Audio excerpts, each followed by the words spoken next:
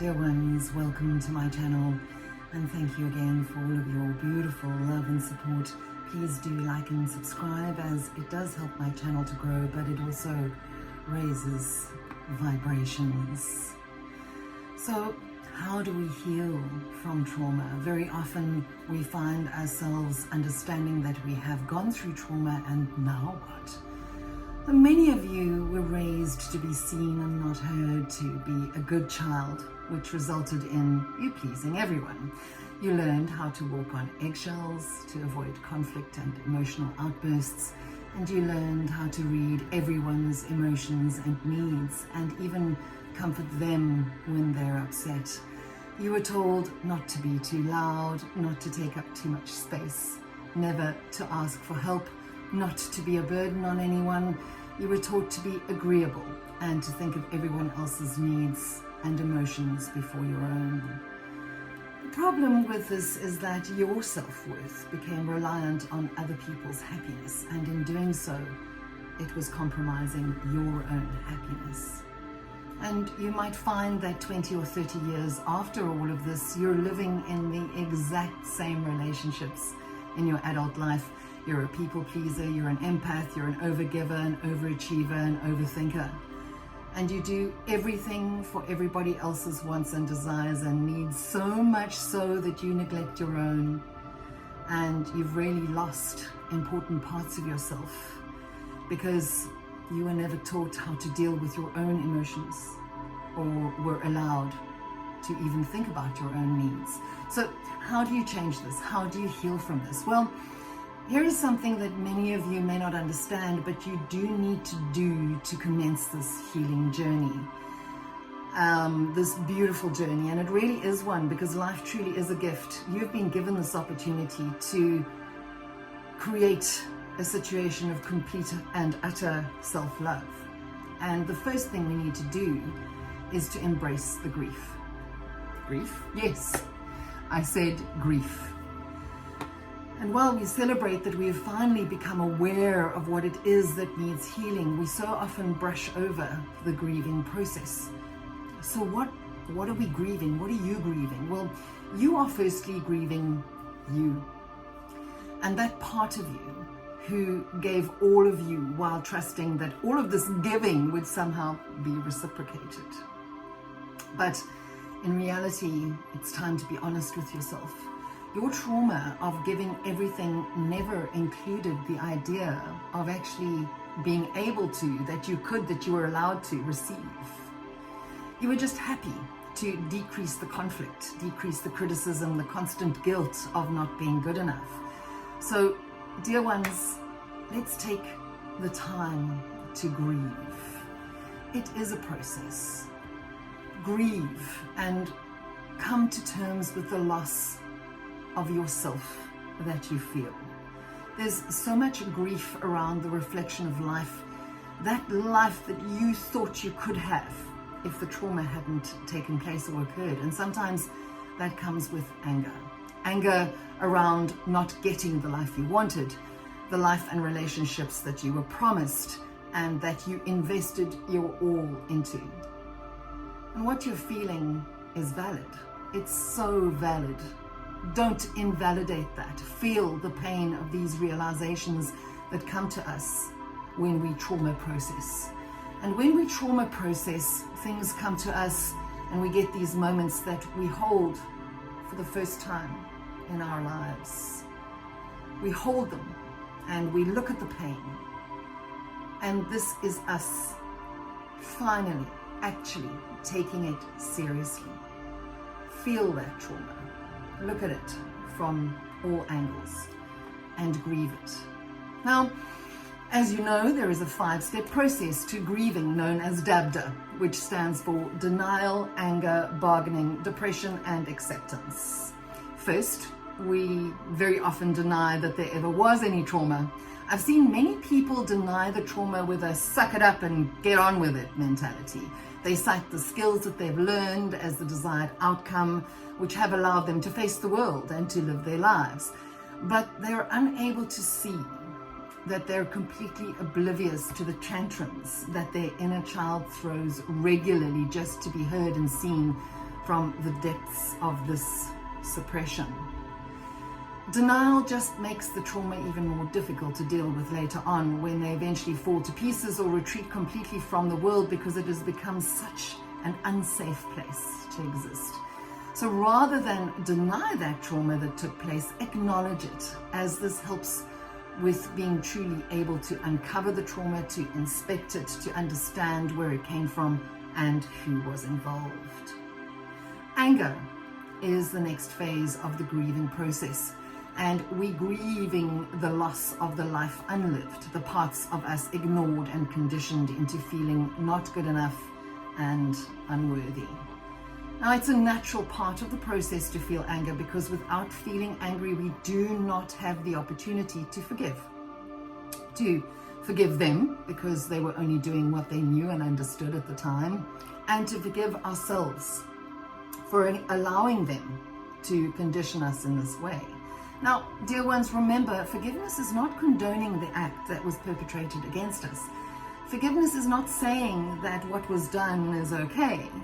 Forgiveness is also not for the other person. In fact, it's really got nothing to do with them. Forgiveness, in truth, is choosing not to be a vessel for the energy, for holding on to those emotions that are attached to that particular act, to that trauma. Forgiveness is pouring out all of the trauma emotion and letting it go, because to hold on to it will poison our being. For example, our bodies consume food and then we poop out the waste. We let go of what our bodies don't need. Now, if we didn't poop, the waste in our bodies would eventually build up in our bodies and would actually poison it. Remember, adults don't handle their shit, they flush it. Just remember that. Why would you handle poop? You release what you don't need from your body. You flush it. And this also needs to be done with what doesn't serve us on an emotional level. Bargaining is the next step in the grieving process, and we often find ourselves bargaining with ourselves by saying, if only they did this, then it would have worked out, and our investment in the relationship would have yielded the dividends that we expected. Now, bargaining is the process of trying to tell ourselves that the trauma we endured was not as bad as it truly was. And we go backward and forward with if-onlys and what-ifs, trying to justify why we stayed in that situation for as long as we did, and perhaps even thinking that if we gave the abuser more time to understand us or understood them better, that they would react to us differently. But when we look at the reality of the situation and we actually process that loss, we hold it and we process it, we can see that we gave them enough opportunities to change their behavior. We also know that no problem can be solved from the same level of consciousness that created. That's from Einstein. No problem can be solved from the same level of consciousness that created it. So we also know that we cannot change anybody else. We can only change ourselves, and we have to choose to make those changes within ourselves that allowed the trauma to take place, and that the trauma cannot be healed from the same level of consciousness where the trauma actually happened. And then we truly realize this, we may find ourselves falling into the next step of the grieving process, which is depression. And this is the natural and normal process of grieving, so do observe that this might very well be where you might be now, and understand why you are feeling this way, but don't live in that well of despair forever. Feel the emotion, deal with why you are feeling it, and then you can truly move on to the next phase of your healing journey, which is to release that as it truly no longer serves you. And of course, as mentioned, the last phase of the grieving process is acceptance, and herein lies the empowerment.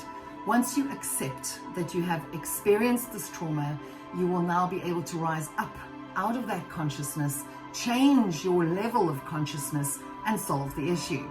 And the crux of the issue is that you have effaced yourself all your life for so long that you never really, truly loved yourself. You were never given permission, you were never given the tools in order to do that, and you may even have been told that self-love is pride, and that, of course, we know is a deadly sin.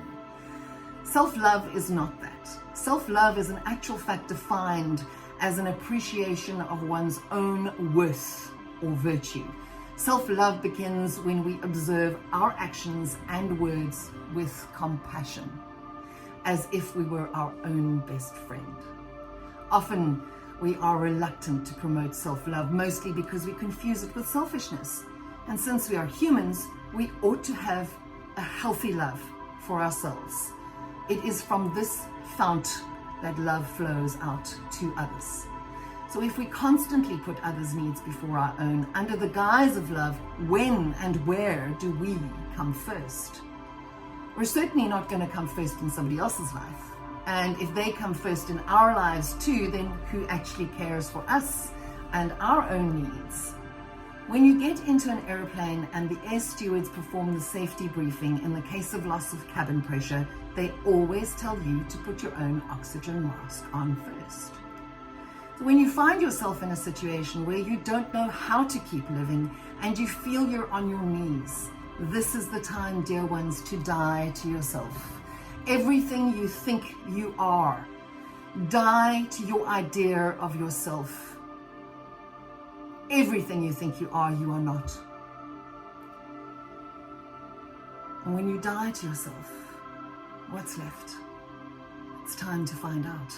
When you overthink who you thought you were, who your parents were, just stop. Stop overthinking it.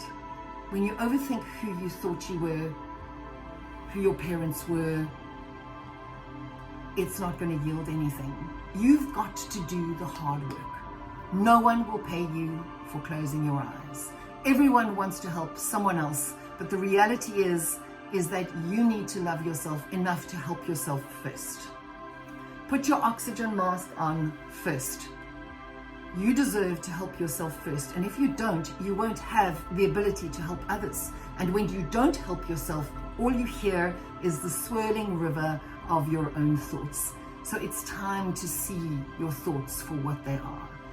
And it's time to stop your helping of others, to rest from the overthinking, because it's energy sapping, it's draining, it's tiring, it's exhausting. Love yourself enough to give yourself the opportunity to rest from all the overthinking, the helping of others, and to take the time to heal. Now, how I could practice self-love? Well, first, learn to believe in your own worth and value, and have a standard for how others treat you, because you will only tolerate being treated with the utmost respect. And then trust. Leave no room for doubt in your own self-love. And that is the greatest foundation you can give yourself. Right, now let's do a couple of our sweary affirmations. What are you waiting for? Get out there and fucking do it. Heal yourself. That's what we're saying. Stop overthinking it. Just do it. Breathe in the good shit. Breathe out the bullshit. And when the world says you can't, when the world says you can't, I say, fucking watch me.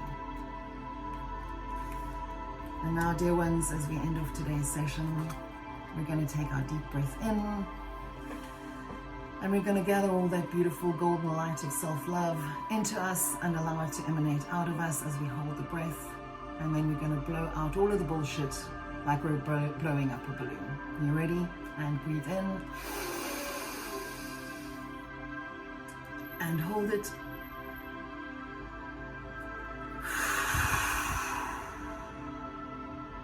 Dear ones, be well and love yourself.